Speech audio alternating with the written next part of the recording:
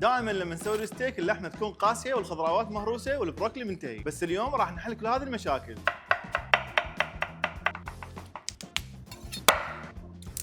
بالبدايه واهم شيء الطاوه تكون حاره واخلي لها شويه من زيت الزيتون.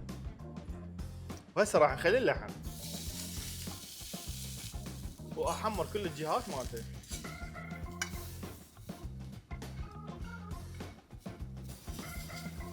وهسه راح نخلي الزبده، راح نخلي الثوم ونخلي روزماري.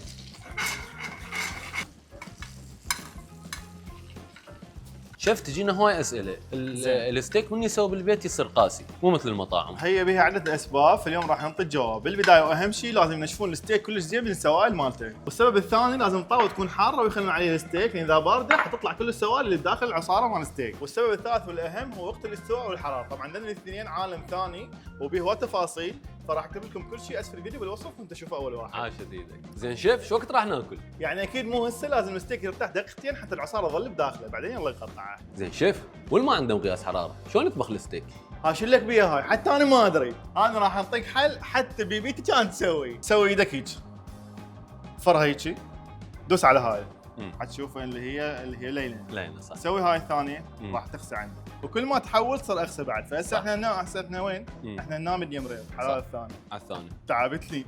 هسه احنا ميديوم، دوس هنا نفس القساوه اللي هنا صح بايدك. مضبوط. والبروكلي دقيقتين كلش كافي عليه، راح نخليه بمي بارد حتى لا يتغير لونه، لان الستيك كلش نحس ولازم كل شيء وياه بالطبق يكون عالي الجوده. شيف هالمره الحل يمي. خلص الك. ومثل ما قلت شيف، لان الستيك نحس اليوم جايب لك منتجات عاليه الجوده وراح تحافظ على شكلها بعد الطبخ.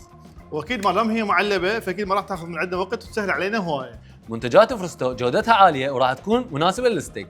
اوكي نجربها ونشوف. حنسوي الخضار السوتيه، زيت زيتون شويه، نضيف الخضار المشكله، بازاليا وجزر وذره حلوه من الفريستو. جا وقت البروكلي، شويه ملح، فلفل اسود،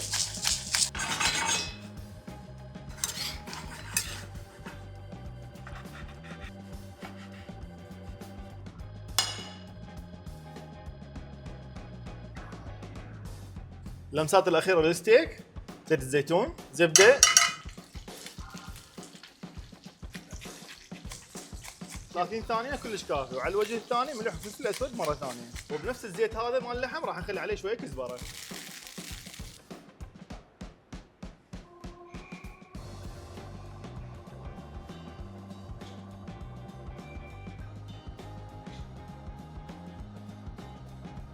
هذا الستيك صار عندنا جاهز. بالبدايه نشوف الاستواء مالته بدون ما قطعه. شوف هذا استواءه.